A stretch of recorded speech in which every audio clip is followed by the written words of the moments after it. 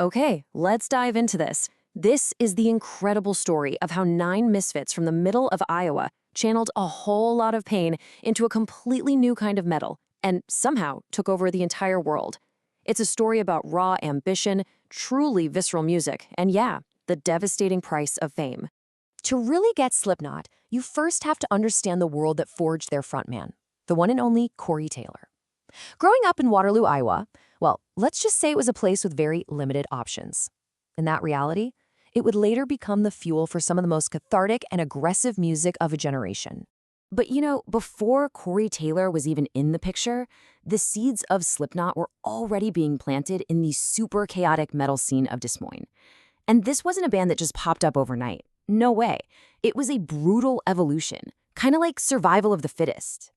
What we all know as Slipknot today actually started as this big, convoluted mess of local bands. I mean, members were constantly crossing paths, joining up, quitting. It was wild. Eventually, a few of them stuck together in a 6-piece project they called Pale Owns.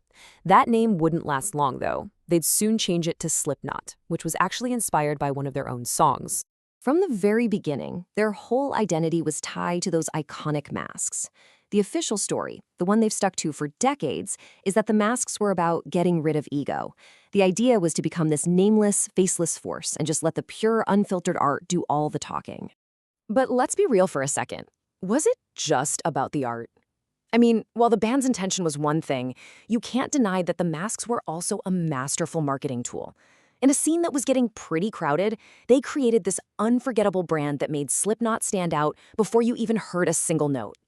So this early version of the band, they had a sound, they definitely had the look, but they were missing that one crucial piece to really set the whole thing on fire. They needed a voice that could match the absolute chaos they were creating. And that's when Corey Taylor enters the picture. His youth wasn't just tough, it was scarred by serious drug abuse. It all came to a head in this horrifying incident where, after an overdose at a party, his so-called friends literally dumped him in a trash can 12 miles from his house, leaving him for dead. That long walk home, well, that became a turning point, and it forged a resolve that would define his art forever. You see, Corey didn't just replace their original singer. He completely transformed the band's potential. He brought this incredible, dynamic vocal range and, more importantly, lyrics that came from a place of real, raw, personal pain. So with Corey on board, the band went and recorded a demo that would literally change everything. All the final pieces were finally falling into place for a full-blown assault on the mainstream. That demo tape landed in the hands of the legendary producer Ross Robinson and eventually Roadrunner Records. And the label saw something huge in them. They took a massive gamble, a 7-album deal worth $500,000. For a band like this, that was unheard of. And the way the final 9-member puzzle came together is just peak Slipknot. You've got Sid Wilson literally fighting his way into the band. And then with Ross Robinson producing, the recording sessions became infamous for being this intense psychological pressure cooker, all designed to pull the most honest and angry performances possible out of every single member. The result of all that madness was their 1999 self-titled album, and man, it was an absolutely explosive, platinum-selling statement. It was just this perfect storm of aggression, melody, and raw energy that basically announced to the entire world that Slipknot had arrived. But that chaos, the same chaos that fueled their art, it started to consume them. Their meteoric rise to fame came at a devastatingly high price. Their newfound fame wasn't one big party. It was a pressure cooker, and the recording of their follow-up album, Iowa, happened during an incredibly dark time for the band. The excesses of being rock stars had basically hollowed them out, leaving this wake of depression and addiction. This quote from Corey Taylor, it just says it all. The pain wasn't just in the lyrics anymore. It was real, and it was happening right there in the vocal booth.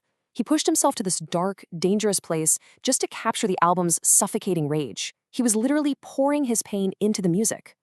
After the Iowa album cycle, the band was just hit with this relentless series of tragedies that would have completely destroyed most groups. The death of founding member and key songwriter Paul Gray was a massive blow. Then came painful departures and the absolutely unimaginable loss of a child for Sean Crahan. It was just one thing after another.